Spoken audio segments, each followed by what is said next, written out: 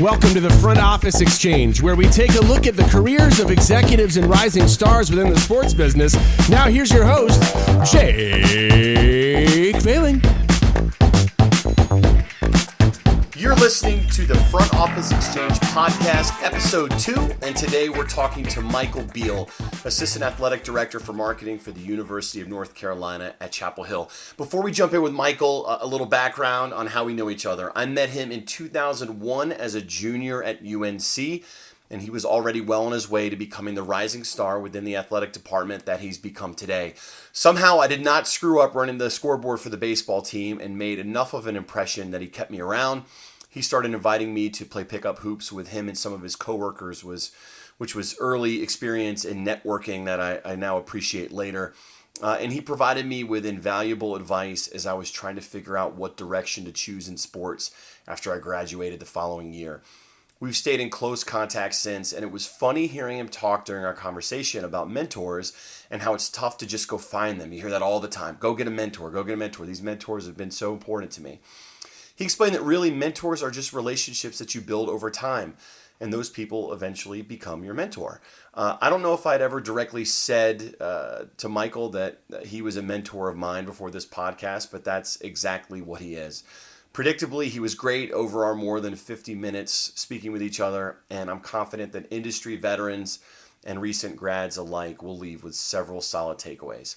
Now, without further ado, here's UNC's Michael Beale. So why don't you first give us a little bit about what you do day to day, and then we'll work back from there. Okay. So my role here at Carolina as Assistant Athletic Director for Marketing is to oversee all of the marketing, promotional, revenue generation aspects for the department as it relates to the 28 varsity sports we have, as it relates to our multimedia agreement, our concessions agreement, our merchandise agreements. Those are the three areas that I really focus on.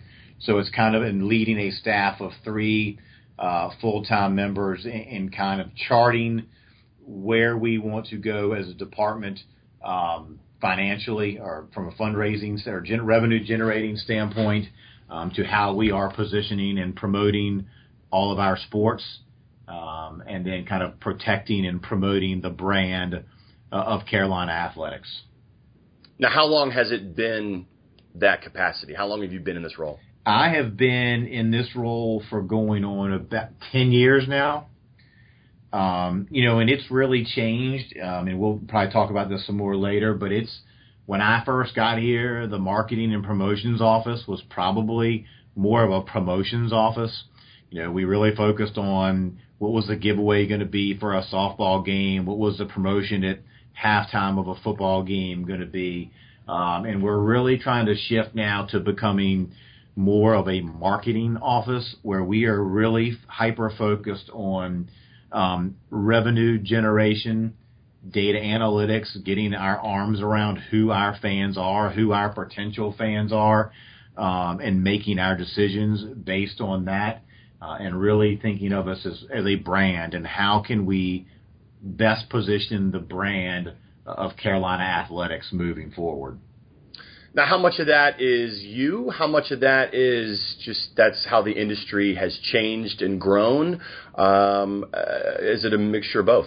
I believe it's a mixture of both. It's something that we at Carolina maybe have taken for granted for a while and have now kind of refocused our efforts and saying, we need to do a better job of telling our story, not necessarily letting other folks tell our story, so being more proactive in that approach. And certainly in this area that we live in, with the amount of new people that are coming here, and with the other competition that we have in universities around here, how do we go about positioning ourselves to get to those folks in the most efficient and effective manner so that we can make them Carolina fans?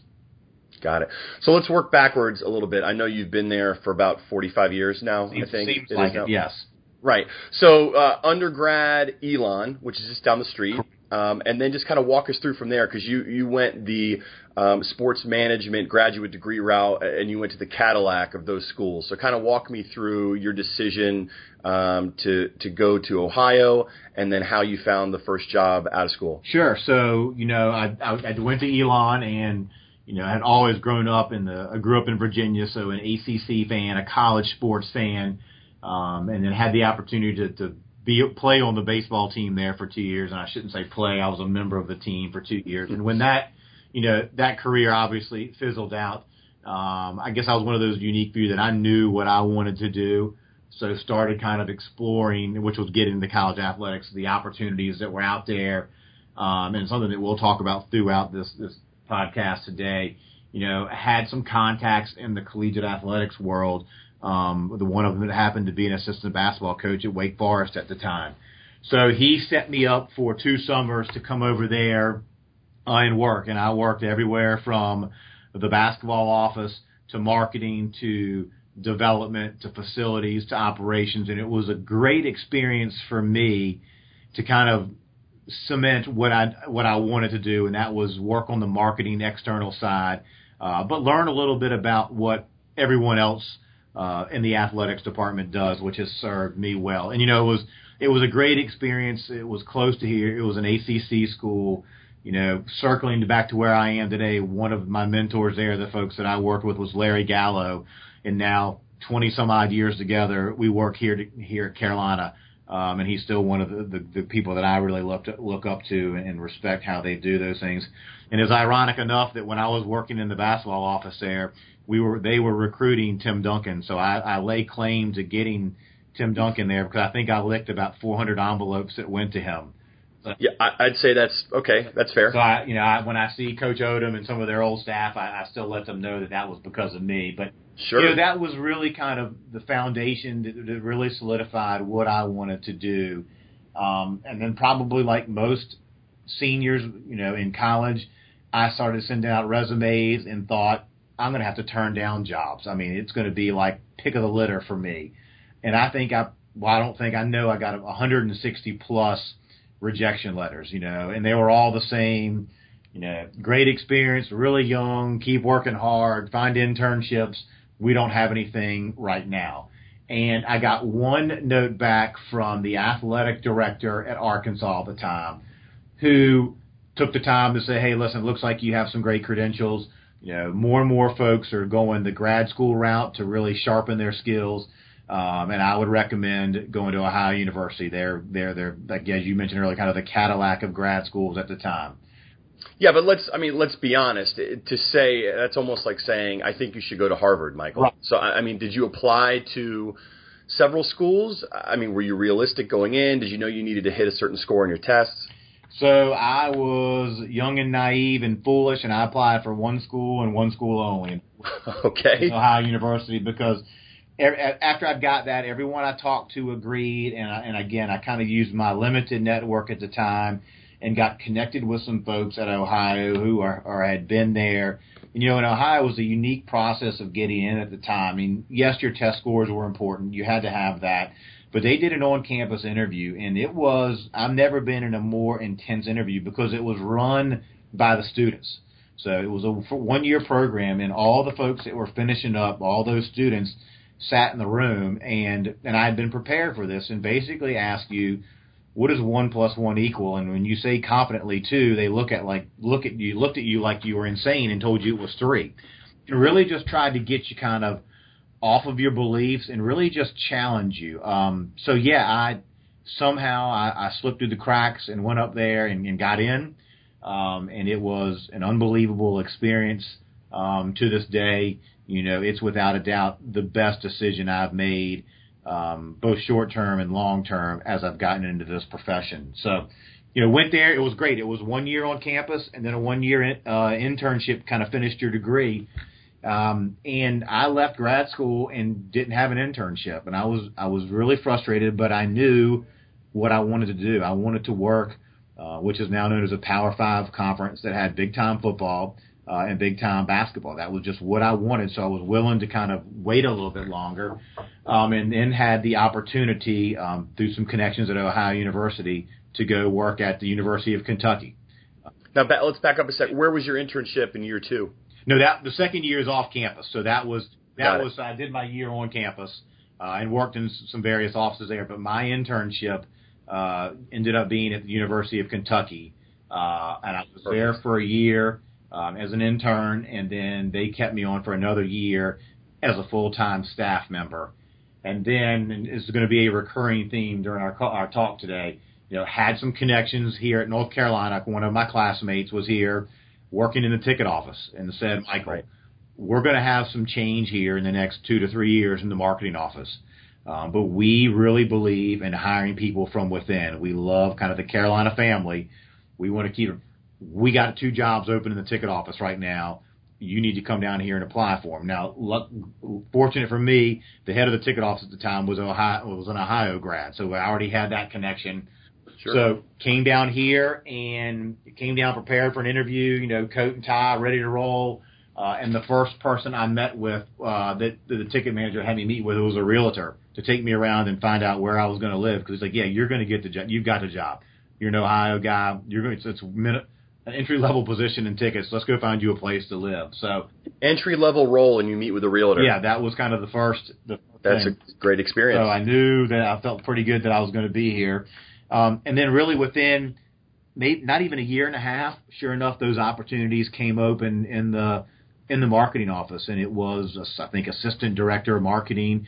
And you think, okay, you're going to work with women's soccer and baseball. And I was like, well, I love playing baseball. And I mean, just think about the women's soccer program here. I'll take that. That's awesome.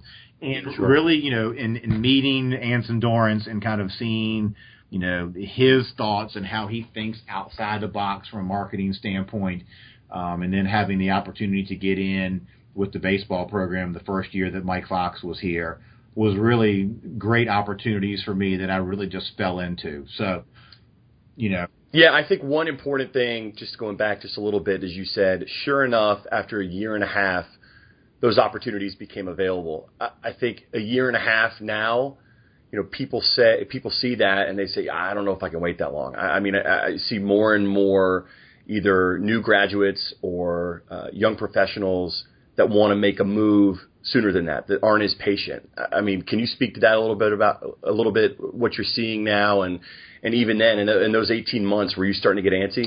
No, I definitely think now there is kind of more of that instant gratification that folks, and again, maybe this is just me being an old soul, expected they're going to come out of school and get an assistant AD job or a director job. And, you try to sit them down and tell them, hey, you might have to go work for free for a year. And that sometimes really doesn't resonate with them. And a lot of that is especially in the collegiate athletics world, they've got friends in other areas and other professions that are walking into really good paying jobs. And that's just not the way it works here.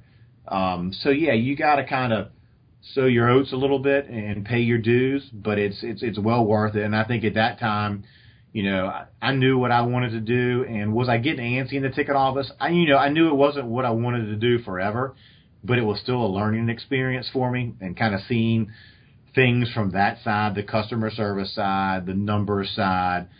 It's really helped me as I've kind of taken on the marketing roles, and obviously a lot of that involves tickets, to kind of know better understand their world. So,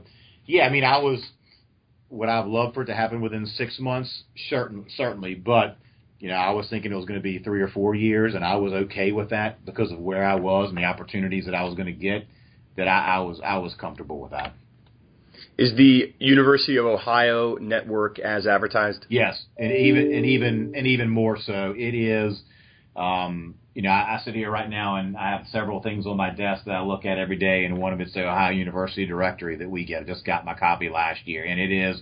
We all call it the Green Bible because it has, everyone that's ever been a part of that program. And I tell folks every time I talk to them about grad schools. It's changed up there a lot, as of most things. Now it's a 2-year program. You get your MBA. It still has a very military school belief in that you take care of the folks that have come through that program.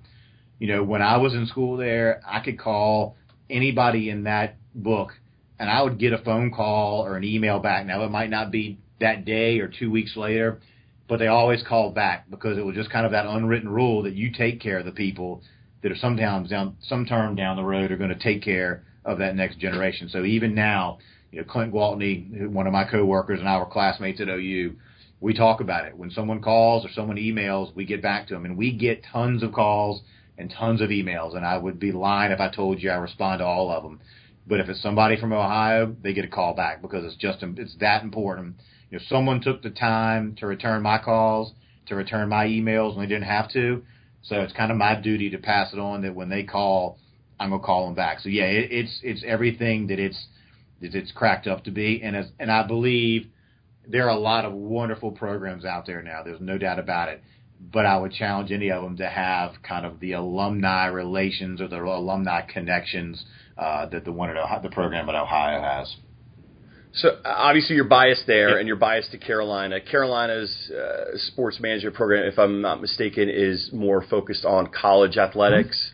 How would you compare the two? Are you able to compare the two? And then just in general, now with the importance of networking, the rise of social media, and how people can make an impression in different ways, weighing that against racking up more debt as a student coming out. What do you advise people that come to you and say, I'm trying to get into the industry, I can't get a job. Should I do exactly what you did and apply for grad school? So a couple parts, and I'll answer the last part of your question right now. And I always have students. I had two rising seniors come in here. We met last week, and I tell people, if I were you, if I did it over again, and I could have gotten a job in college athletics right out of college, I would have taken it and then figured out a way to work my way up the food chain. I don't know if I would have gone the grad school route. Now, again, that's 20-some years ago, so times have changed. But I would have gotten in, and it would have been harder for me, I have to imagine, to go back to school.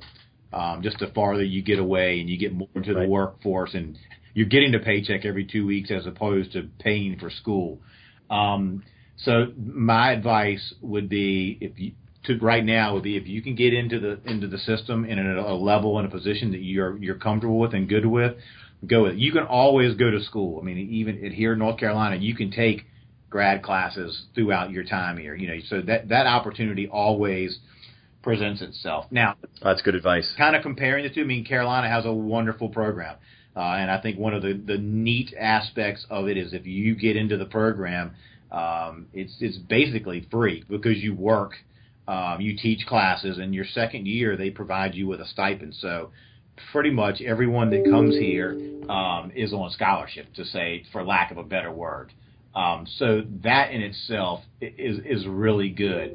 One of the big selling points is working in the athletic department. The only drawback I see sometimes, and I've told folks, is there's only one marketing internship here at Carolina, GA-ship. So if there are two folks in the GA program that want marketing, probably one of them is not going to get it. And then they're going to have to spend the next year doing something that's not necessarily maybe their passion. What I really liked about Ohio, I told you earlier, it was the first year on campus, the second year you were doing your internship.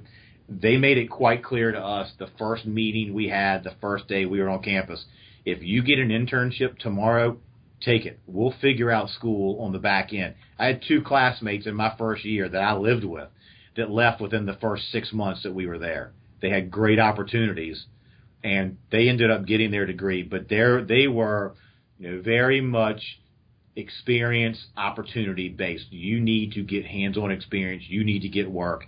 We can get you the classroom time, online and in various ways. So that was a two big difference there. Here, you work your internships at Carolina, which is great.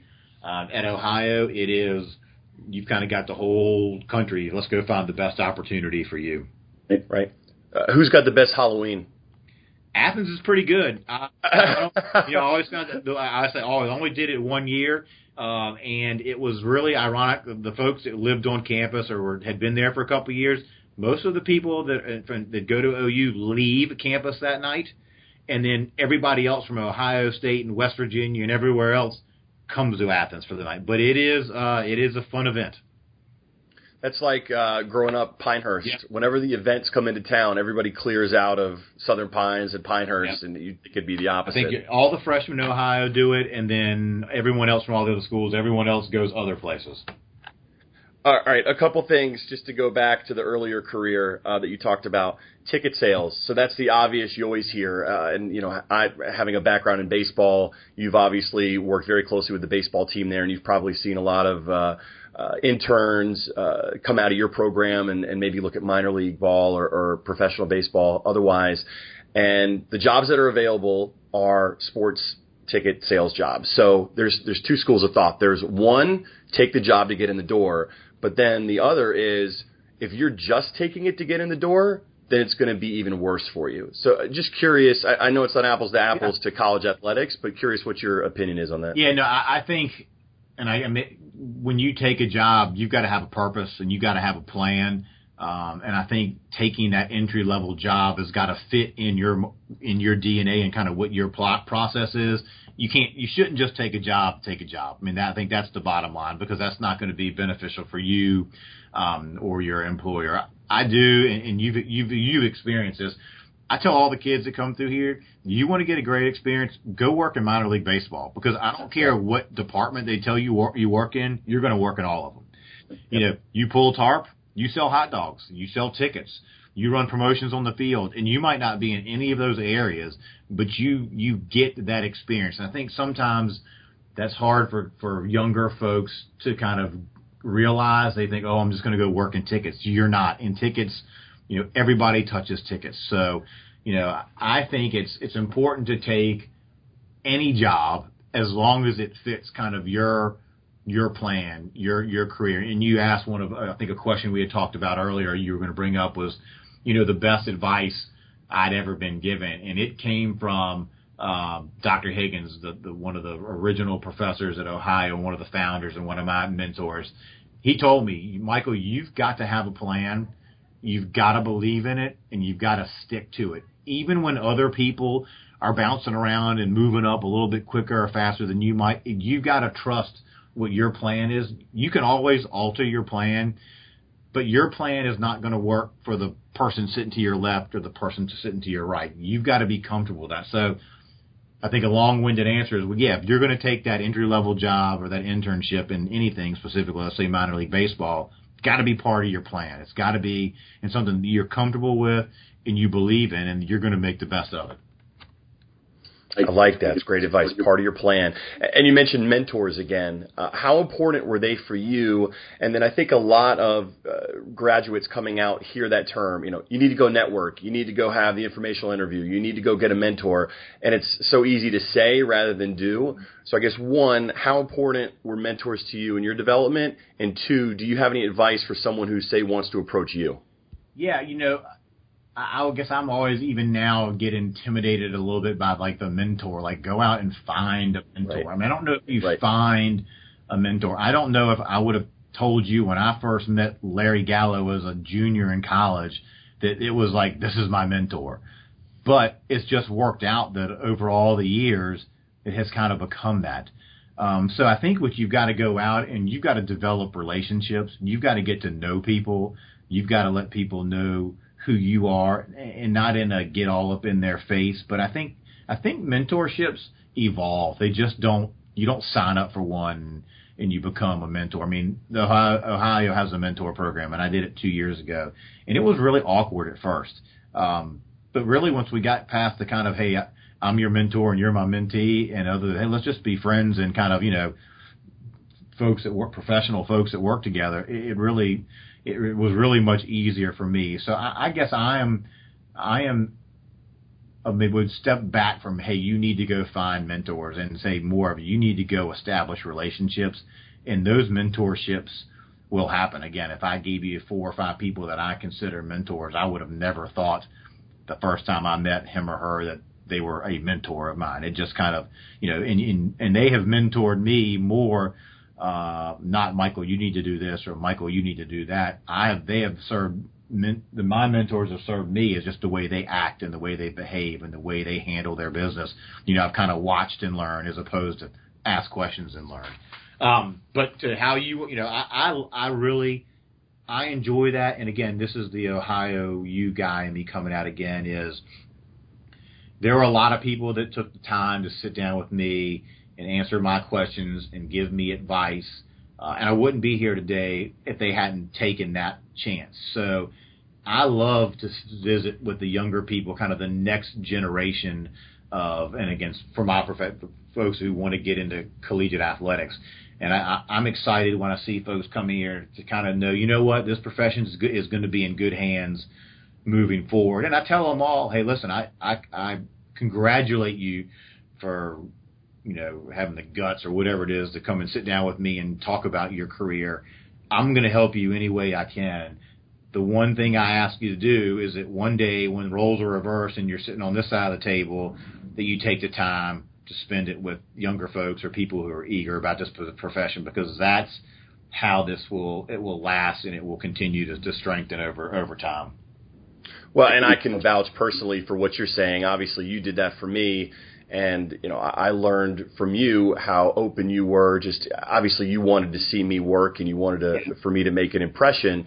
But I've taken that now and, I still take calls from University of North Carolina. I work with alumni associations to talk to them too. So, you definitely practice what you preach, which I could speak for all of us that have gone through your various programs. Thank you for that. All right, so let me just be devil's advocate here. So when you get the question, really, how hard is it to market Carolina sports? What do you say? What are your biggest challenges? Obviously, people look at it, they see the light blue, they see the Jordan brand. Obviously, it is hard. Obviously, there are challenges. What are some of those that you face? And then to piggyback on that, I'd be remiss if I didn't mention everything that's gone on with the athletic association there at Carolina. How has that made your job more challenging? And how has it maybe changed your job? Yeah, I would say I don't necessarily know if there are any challenges from marketing Carolina that are unique to us, but I would also say we're not immune to the challenges that face college athletics as a whole. This is not front page news that attendance is dwindling in college athletics, and it's dwindling at a rapid rate in established programs that have football and basketball. And again, we're not immune to that. It's not unique to us, but we're not immune to that. It is so easy now to watch a football game from the comfort of your own couch with your refrigerator stocked with your favorite beverage right down the hall, your own clean bathroom. And you know what? If the game gets boring, there's 700 other games you can watch on TV. So, we've got to bring that in-home experience to our facilities. When the Smith Center opened close to 30 years ago, there were 2 or 3 games a year that were broadcast on TV. So if you wanted to watch Carolina basketball, you had to see it in person. Flip that to now, we stream Late Night with Roy live. So you can see every single game that we play in the Smith Center on some type of digital platform. So the Duke game, yes, people still get fired up and come to the Duke game. But when you're playing a non-conference opponent on a Tuesday night at 9 o'clock and it's on TV, that's a challenge we face. In football, we have tickets that we need to sell, and we've got to make Kenan Stadium an attractive experience for people to come to. And I think we are making leaps and bounds with Larry Fedora as our head coach and the direction the program's going in. Men's basketball, there are always some tickets to purchase, except for maybe the Duke or the state games, and that's a perception that we fight. I think it's out there that, you just can't get tickets to Carolina basketball, and you can. And the other challenge we have is for the folks who have tickets, getting them to use them, getting them to come to the games or give them to folks who want to come to the games. It's really hard to sell tickets. It's near impossible to go and run a shuttle and pick up everyone that has tickets. So, I would say, again, we have the same challenges that everyone else has, and we are addressing those just like everyone else is. But I don't think being Carolina makes us immune to that. And back to to the NCAA situations that we seem have been going on for umpteen years now. Right. I had a very interesting conversation when all this started with Rick Steinbacher in our office, and we were talking about football and what do we do? And through the course of that conversation, it became quite clear to us that as long as we have kids running out of that tunnel on Saturday representing the University of North Carolina on the football field, we're going to do everything we've ever done, if not more, because they have earned and they deserve that. So we really said it is what it is, and we can't let it change the way we do things from a marketing standpoint. We have still got to work as hard as we ever have to get people to come to support our student athletes, and that started with football, but it's really kind of been our overriding theme for all of our sports. We're going to do everything we can to impact the experience our student athletes have during their time here at Carolina, from filling the stadiums, from giving them the great in-game atmosphere. We want our opposing teams to dread playing in Chapel Hill because it's an awful atmosphere for them, all in a proactive way, in a positive way. But, there is a home court advantage to playing volleyball in Carmichael Arena. If you come to Boschmer Stadium, it's going to be a tough place to play. So we can't avoid what's happened. Obviously, we get more questions about it than we would like over the course of the years, but it really hasn't. It hasn't changed the way, from the marketing standpoint, that we do business. If nothing else, it's really strengthened our resolve to continue to do everything we can. So more and more today, you see someone in your position who's been at multiple universities, someone who not necessarily is job hopping, or maybe that is the case. You've been there your whole career at North Carolina. What would you attribute to your success? Is it simply keeping your head down, working hard? Were there times where you said, maybe I should, look around, maybe I should see what else is out there? But you're unique in that regard. Although within North Carolina, I understand that there are a lot of people who are career Tar Heels. But just walk us through how the past decade plus has gone for you in terms of your career path there. No, I think for me, one of the biggest challenges I face both personally and professionally is keeping up with the times, continuing to be relevant, continuing to evolve with the times. I never, and I hope I do this, and I ask my staff all the time, I don't ever want to be one of those quote-unquote senior administrators in terms of age and time that I've been here that is just kind of playing out the song. Right. I don't want to keep my directors of marketing from getting opportunities, and I don't want them to think, God, if Michael would just leave, we'd be so much better off. And I challenge them to challenge me. I try to hire young, innovative, energetic folks because I think that has a really positive impact on me. And it's just something that I think about every day is continuing to be a little bit of a forward thinker, a little bit different. And that's a challenge here at a place like the University of North Carolina that is so rich in tradition, and it's really worked here the way we've done it for so long that sometimes trying to do something different has almost seemed like trying to buck authority, and it's certainly not that. But I've always tried to kind of keep a pulse on what's going on around me in this profession, on this campus, and tried to stay as quote-unquote hip as possible and as, in the loop as possible to keep my credibility where I want it to be and where it needs to be for the rest of the department. Well, obviously you can leverage your young employees, but are there other things that someone kind of at your stage of your career, whether it's conferences or maybe Ohio networking gatherings, are there anything like that you attend or go to or recommend? Yeah, no, I mean, I think it's, I love going to NACMA every year. I mean, that's just a great opportunity for everyone in the country to get together and, trying to present there and really sit in on a lot of the roundtable discussions just to hear what everyone else in the country is doing. I know here we get kind of locked into what Carolina's doing and what the other folks within the conference are doing, but to kind of take a week and see what everyone else is doing and just, again, continue to network and catch up with folks and talk about the issues and the challenges that are out there. So I think those are great experiences. We do a great job within the conference trying to have little get-togethers or conference calls whenever we travel or have someone come here. We're always asking their marketing folks to come We'll put them up for the weekend and, and host them and again, use it as kind of a career building, relationship building opportunity. There's something that got started 2 years ago from the folks at UNC Greensboro that we get together all of the marketing folks from the state of North Carolina and college athletics. And that'll take place here in the end of August. And that's just great, again, to hear what all of our peers within the state are doing, be it a smaller school like Elon or a big school like us. But just to see, we all have the same challenges, but how everyone's attacking them. So, yeah, I think you've got to enjoy that. And I'd like to think that I'm a people person. I enjoy being around folks.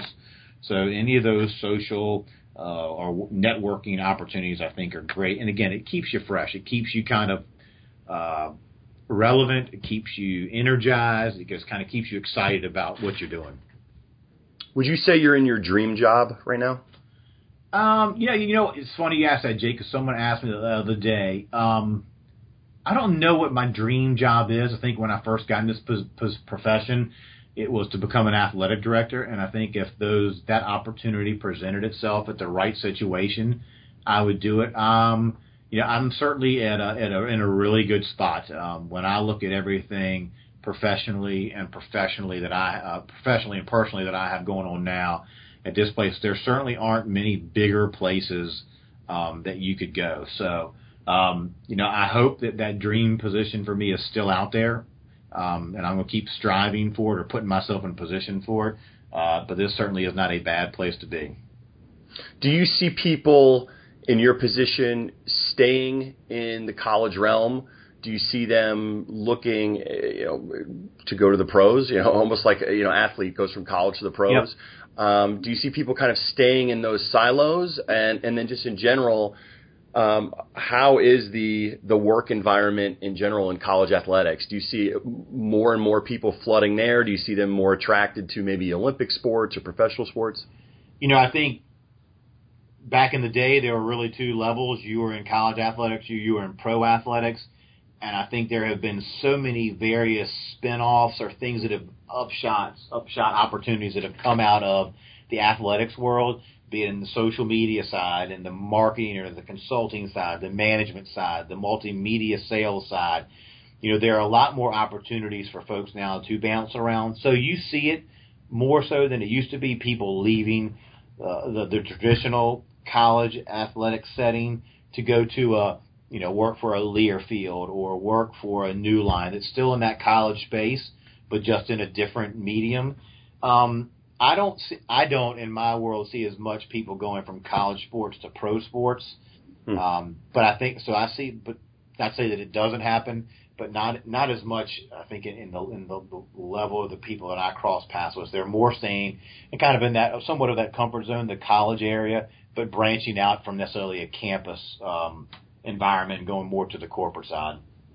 Now, you've got a family. I know work-life balance doesn't really exist, but as more of these events are being streamed live and your attention is being demanded at more events than ever before, what's that like for you? I mean, are you, these months here in the summer, are these sacred to you? And when people ask you to be on podcasts, it's a huge inconvenience? Or what's it look like for you now? Yeah, no, and that's a great question, and one I think a lot of folks struggle with. And I would first just say, to me, you've got to establish priorities, and you've got to live by them. You got to believe in them. And I love what I do, but it doesn't come close to me in the level of importance my family is. So I always, when I assess any situation, I think of it from my family standpoint first, and then the work side of it secondly. Now I'm very blessed that I have a family, a wife and kids, who love Carolina, who love sports. They love being around it. So I have more take a daughter to work events than you could imagine, that they love coming to the soccer matches on Tuesday night.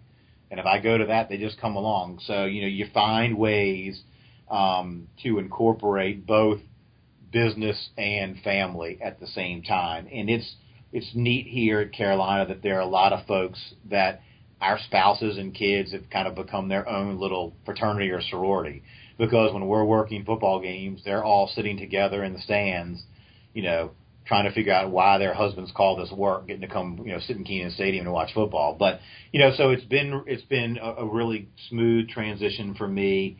and it's something that I preach to my staff, that you do work unbelievable hours.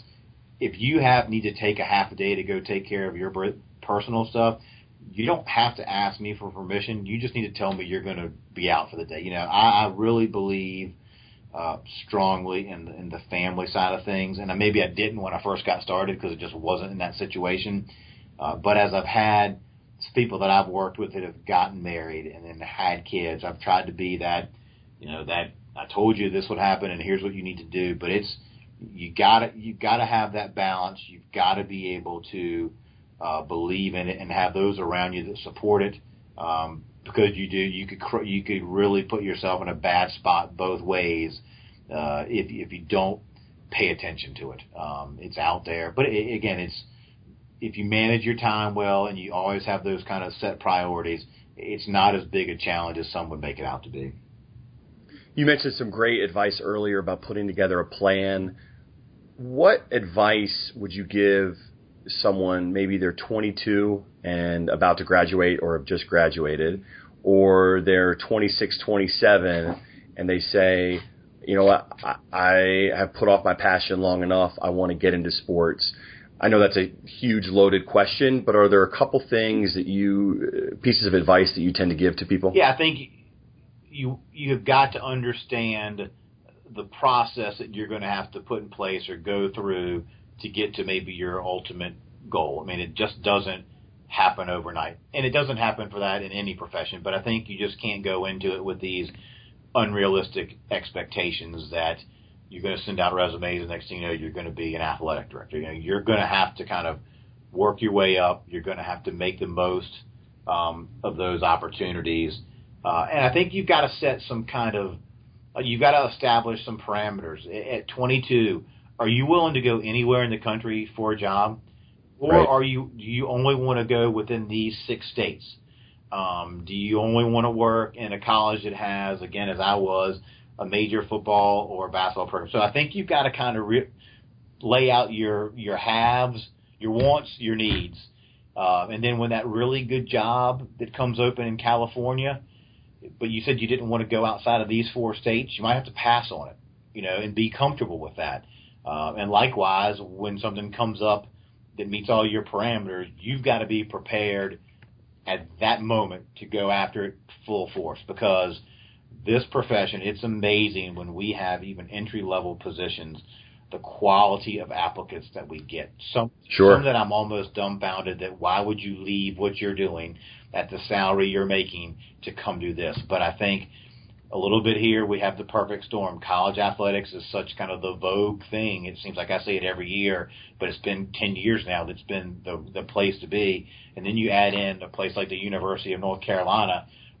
I'm dumbfounded at times, the people that apply for positions here. So I think you've got to understand the process that it's going to take you to do, and then you've got to kind of set some guidelines that you're going to be able to, guide your search and guide what you're willing to do. And I think you've got to love what you're getting into. And again, you and I are talking about college athletics now, but I think this goes to anything. You've got to know this is what you want to do. I don't think I've ever gone to work a day in my life, and I tell everyone, and starting with my wife, if I ever got up one morning and think, I got to go to work today, I would start looking for another job. Yeah, you're in trouble. Yeah. Sure. You can't. I'm sorry. Go ahead. You can't. You're not going to be. It's not going to be good for your health if you're not enjoying what you do every day. No, that makes sense.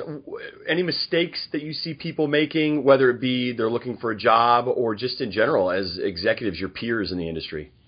Yeah, I think this is a little bit different than what my mentality was. I think some folks, sometimes you chase, I want to be an athletic director, and you bounce all over the place. And that's just not the route I would be comfortable taking. And I would want people to be assured that chasing your dream, don't let it ruin everything getting to your dream. Don't become that one stop. You're here for 6 months and you're there for 9 months, and sometimes that happens naturally. But I want folks when I talk to people that again have a plan, understand it's going to take a while. But I would say if I leave for a job, you're going to know why. Not just, I don't want to be scratching my head, why did so-and-so take that job? That's not really, I tell people all the time, when you take a job, you need to think about how's that going to prepare you for your next job. You kind of got to think one step ahead. Just don't take a job because it looks really good. How's that job going to help you get your next job? And it might be your next job in a year. It might be your next job in 20 years. But I see some people get caught kind of chasing the dream and not enjoying the process or going about it the right way, in my opinion. Sure. Now, you obviously are staying busy. You guys have changed the uniforms back. I know you're going back to the baby blue, which I love, more of the Argyle. You're bringing the baseball team down to Charlotte. You're bringing the football team down to Charlotte. You're doing a lot of different things. I know you mentioned earlier about how you encourage your younger employees to keep you fresh, to help keep the marketing department on top of things. What else do you do to stay on top of the industry, along the lines of continuing education, always learning? Is it books you're reading, podcasts you're listening to, websites you're visiting?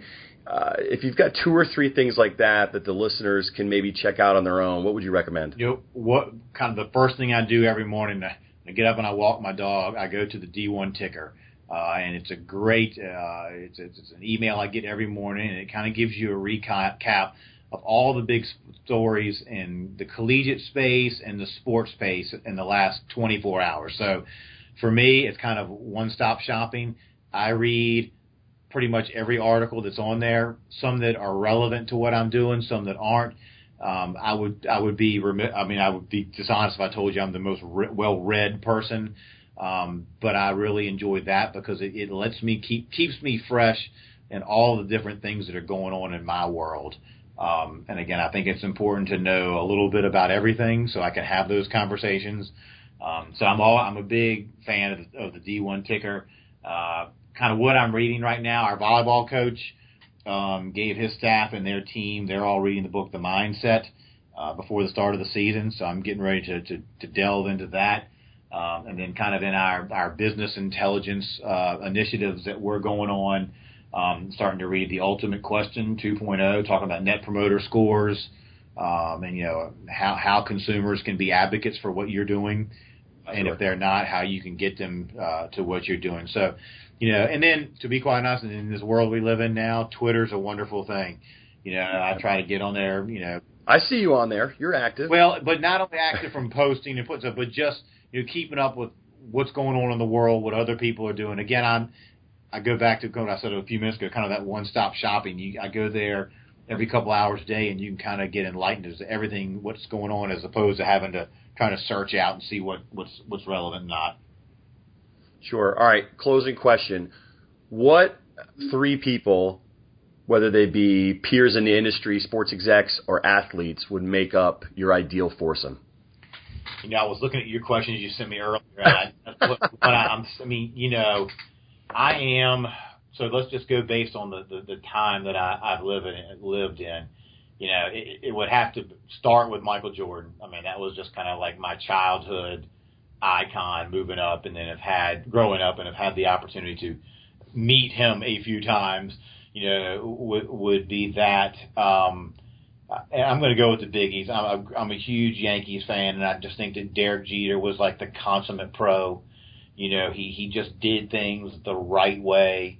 You never read about him in a negative light. I mean, he was probably the most unassuming superstar that you've ever seen. I mean, and I just feel like if I could be like him, forget the athletics and the look side of it, but just handle my business.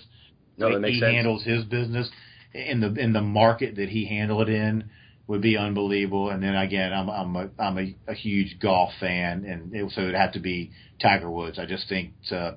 Wow, you're not messing around, Michael. I mean, this is heavy force. And you know what? I'm fortunate that the world that I work in, I've had the opportunity to meet and visit with a lot of folks and mingle with people, for lack of a better word. So these are 3 that I haven't had to have some quality time with. So I figure I can make a 4.5 hour round of golf. And plus, they probably wouldn't want to play with me, but they like each other, so they'd show up, and I'd have to carry a lot of clubs and this, that, and the other. But that'd be my way wiggling into that. But I think each one of those guys is kind of, they're not all perfect by any means, but have handled or done something that I think that's really the right way to do it, and then that's important to me, and I think it'd be cool. I think you're also assuming that Nike is listening to this podcast. Yeah, exactly. So you know where your bread is buttered, right? They're good people, so yeah.